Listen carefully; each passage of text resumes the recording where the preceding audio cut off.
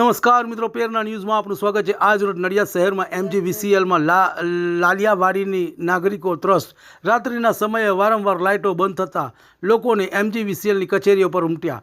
MGVCLના હાય hyena નારા લગાવ્યા અને કર્યો વિરોધ। મહત્વની બાબત એ છે કે એક જ રાતમાં શહેરમાં પશ્ચિમ વિસ્તારમાં 6 વાર લાઇટો બંધ થઈ હતી।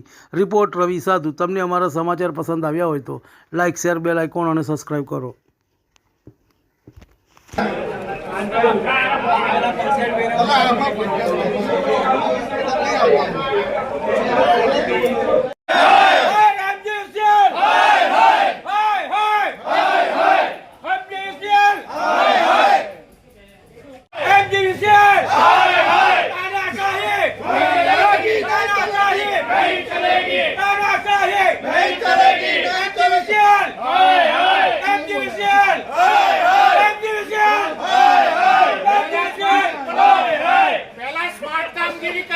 स्मार्ट मीटर ની વાતો કરો।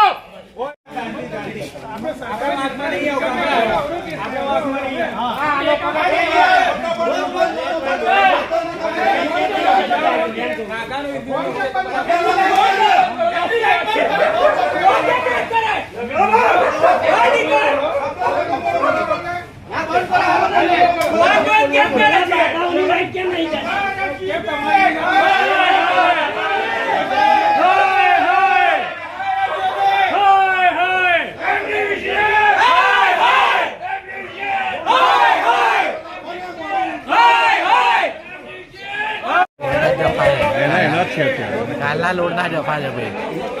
તમે જોયું કેટલો મોટો પટ્ટો લાઈટો બંધ છે? અડધી થઈ જ થઈ જાય।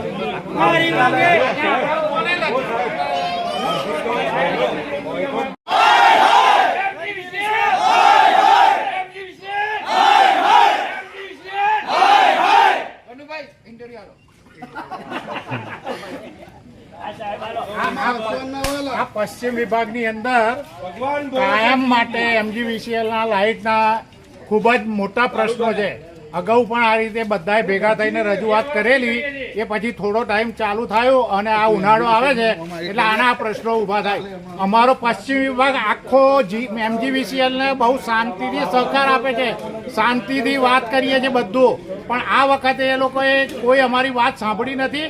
અને જ્યારે પણ થાય કે અહીં ફોલ્ટ થયો છે, અહીં લોડ બદલવાનો છે, આમ છે તો, અને સ્માર્ટ મીટરની વાતો કરે છે ગ્રુપમાં, પણ લાઇટ જાય ત્યારે પારેખ સાહેબ કે કોઈ શાંતિથી કે એવો મેસેજ નથી કરતા, રિપ્લાય નથી આપતા કે આ પ્રોબ્લેમ છે ભાઈ, થોડી ધીરજ રાખો।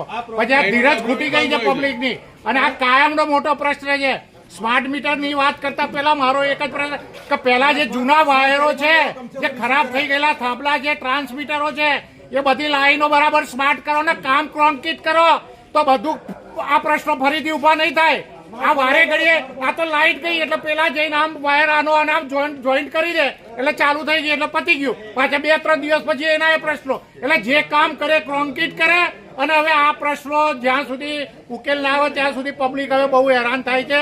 એટલે મહેરબાની કરી અમારી રજૂઆતને ન્યાય આપો, આગળ સુધી પહોંચાડો।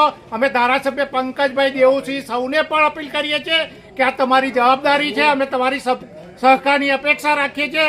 તો અમારા પશ્ચિમ વિભાગની વિનંતી છે કે હવે અમારે લાઇટનો પ્રશ્ન કાયમી સોલ્વ થાય।